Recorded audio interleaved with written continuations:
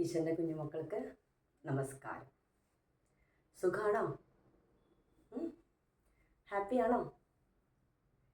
സന്തോഷമാണോ? സുഖമാണ്, സന്തോഷമാണ്, ഹാപ്പിയാണ് അല്ലേ?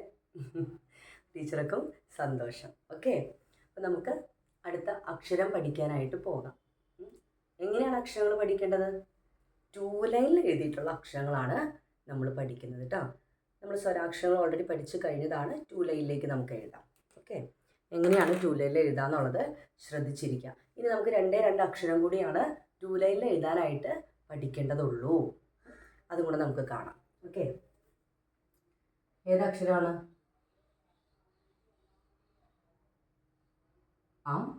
പിന്നെ ഏതാ?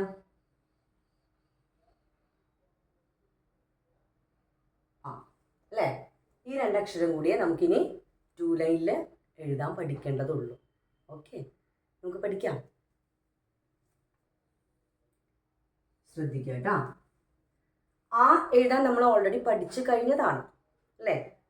എഴുതാൻ നമ്മൾ ഓൾറെഡി പഠിച്ചു കഴിഞ്ഞതാണ്. 2 ലൈനിൽ എങ്ങനെ എഴുതാം എന്നുള്ളതും നമ്മൾ പഠിച്ചു കഴിഞ്ഞു. ഇനി എന്ത് ചെയ്യാം? ഇനി അത് ഈ ചിഹ്നങ്ങൾ ഉണ്ടോ? 0 പോലെയുള്ള ചിഹ്നം ഒരെണ്ണമാണ് ഇവിടെ. 0 പോലെയുള്ള ചിഹ്നം ഇവിടെ 2 എണ്ണമാണ്. ഉണ്ടോ? ടീച്ചർ ഒരു കാര്യം പറയട്ടെ. ഈ 0 പോലെയുള്ള ചിഹ്നം എന്ന് ടീച്ചർ പറയുന്നത്, ഈ ചിഹ്നത്തിൻ്റെ പേര് നമ്മൾ 0 എന്നല്ല പറയുന്നത്, വേറെ ഒരു പേരാണ്. അത് ടീച്ചർ ചിഹ്നങ്ങൾ പഠിപ്പിക്കുമ്പോൾ ടീച്ചർ പറഞ്ഞു തരാം. മനസ്സിലായോ? ചിഹ്നങ്ങൾ പഠിപ്പിക്കുന്ന സമയത്ത് ഈ ചിഹ്നം ഏതാണെന്നുള്ളത്, ഇതിൻ്റെ പേരെന്താണ് കണ്ടോ? എന്നുപയോഗിക്കുന്ന ഈ ചിഹ്നത്തിൻ്റെ പേരും എന്നുപയോഗിക്കുന്ന ചിഹ്നത്തിൻ്റെ പേരും ടീച്ചർ ചിഹ്നങ്ങൾ പഠിപ്പിക്കുന്ന ക്ലാസ്സിൽ പറഞ്ഞു തരാം. ഇപ്പം ടീച്ചർ പറഞ്ഞു തന്നാൽ, ആ പേരിപ്പോൾ പറഞ്ഞു തന്നാൽ നിങ്ങൾക്ക് ആകെ കൺഫ്യൂഷനാവും. മനസ്സിലായോ? അക്ഷരം ഓൾറെഡി നമ്മൾ പഠിച്ചു കഴിഞ്ഞു. എന്നാൽ പോലും ഇത് 2 ലൈനിൽ എഴുതുന്നത് എങ്ങനെയെന്നാണ് നമ്മൾ ഇപ്പോൾ ശ്രദ്ധിക്കുന്നത്. മനസ്സിലായോ? ഇപ്പം നമ്മൾ ഈ ചിഹ്നത്തിൻ്റെ പേര് നിങ്ങൾക്ക് പറഞ്ഞു തന്നാൽ നിങ്ങൾ ടീച്ചറിൻ്റെ കുഞ്ഞു മക്കളാണ്. വലിയ വലിയ കാര്യങ്ങൾ പഠിച്ച് വലുതായിക്കൊണ്ടിരിക്കുകയാണ്. പക്ഷെ നിങ്ങൾ ടീച്ചറിൻ്റെ കുഞ്ഞു മക്കളാണ്. അപ്പോൾ നിങ്ങൾക്കത് മനസ്സിലാക്കാനും ഉൾക്കൊള്ളാനും ഒക്കെ സമയമെടുക്കും. കൺഫ്യൂഷനാവും നിങ്ങൾക്ക്. ടീച്ചറെ അക്ഷരം ഏതാണ്? ഈ അക്ഷരം 2 ലൈനിൽ എഴുതുന്നത് എങ്ങനെയാണ്? ആ ചിഹ്നത്തിൻ്റെ പേരെന്താണ്? ഒക്കെ നിങ്ങൾക്ക് എന്താവും? എല്ലാം കൂടെ കൂടിക്കുഴഞ്ഞ പാതിരിയാവും. അപ്പോൾ അതില്ലാതിരിക്കാനാണ് ടീച്ചർ ഇപ്പോൾ ഈ ചിഹ്നത്തിൻ്റെ പേര് പറഞ്ഞു തരാത്തത് കേട്ടോ. ഈ 2 ചിഹ്നത്തിനും, ഈ ചിഹ്നത്തിനും 0 പോലെ എന്ന് പറയുന്ന ചിഹ്നത്തിന് പേരുകളുണ്ട്. പറഞ്ഞു തരാം. ചിഹ്നങ്ങൾ പഠിപ്പിക്കുന്ന സമയത്ത് ടീച്ചർ പറഞ്ഞു തരാം. ഓക്കെ, ഇപ്പോൾ ഇത് 2 ലൈനിൽ എങ്ങനെ എഴുതുന്നതെന്നുള്ളത് നമുക്ക് പഠിക്കാം. നോക്കാം കേട്ടോ. നമ്മൾ ഓൾറെഡി 2 ലൈനിൽ എഴുതാൻ പഠിച്ചതാണ്. നോക്കുക, കണ്ട, ഇതാണ് ഇവിടെ ഒരു 0 വരുമ്പോൾ അത് എന്തായി? ഒന്നും കൂടെ പഠിച്ചാലോ? ഇത് അധികം നേരം കൊണ്ടുപോകേണ്ട ക്ലാസ് ആവശ്യമില്ല നമുക്ക്. കാരണം നമ്മൾ ഓൾറെഡി പഠിച്ച അക്ഷരമാണ് ചിഹ്നങ്ങളൊന്ന് ചേർക്കണം എന്ന് മാത്രം അല്ലേ? അവസാനം സ്വരാക്ഷരം ആദ്യം മുതൽ അവസാനം വരെ പഠിച്ചപ്പോൾ അതിൻ്റെ ഓരോന്നിൻ്റെ സ്വരങ്ങളും നമ്മൾ പഠിച്ചിട്ടുണ്ട്. ഇത് നമുക്ക് ചിഹ്നങ്ങളൊന്ന് ചേർക്കണം. എങ്ങനെയാണ് 2 ലൈനിൽ എഴുതുന്നതെന്ന് അറിയണം. അത്രയേ ഉള്ളൂ. ഓക്കെ, ശ്രദ്ധിച്ചിരിക്കുക.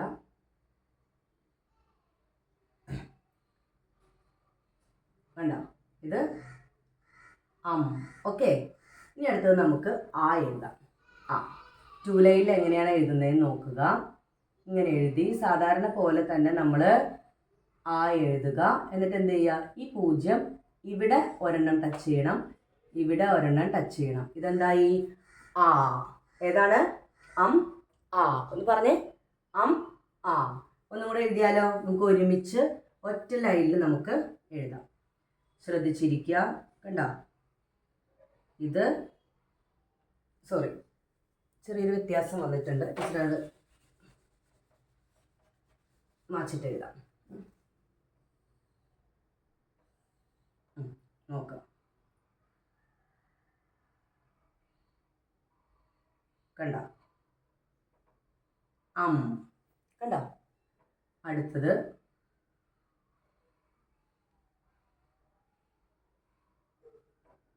ഇവിടെ ആ. ശ്രദ്ധിച്ചാ? മനസ്സിലായോ? അം ആ എഴുതാൻ നമ്മൾ പഠിച്ചതാണ്. അത് വീണ്ടും നമ്മൾ എഴുതി. എന്നിട്ട് ആയുടെ കൂടെ ഇവിടെ ഒരു ചിഹ്നം എഴുതി.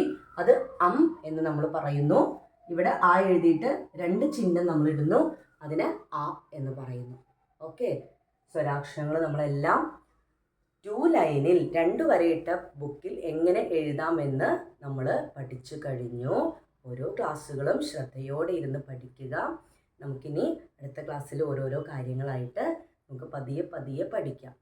ഓരോ ക്ലാസ്സുകൾ എടുത്തിട്ട് നിങ്ങൾ എന്ത് ചെയ്യണം? ശ്രദ്ധയോടെ പഠിക്കണം.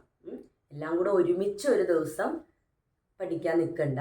ഓരോന്നും ഓരോ ദിവസം പഠിച്ച് സാവധാനം എന്തായാൽ മതി? വലിയ വലിയ കുട്ടികൾ ആയാൽ മതി. ഓക്കെ. അപ്പോൾ അടുത്ത ക്ലാസ്സിൽ കാണാം. പുതിയ അറിവുകളുമായിട്ട് നമുക്ക് അടുത്ത ക്ലാസ്സിൽ കാണാം. നന്ദി. ശുഭദിനം.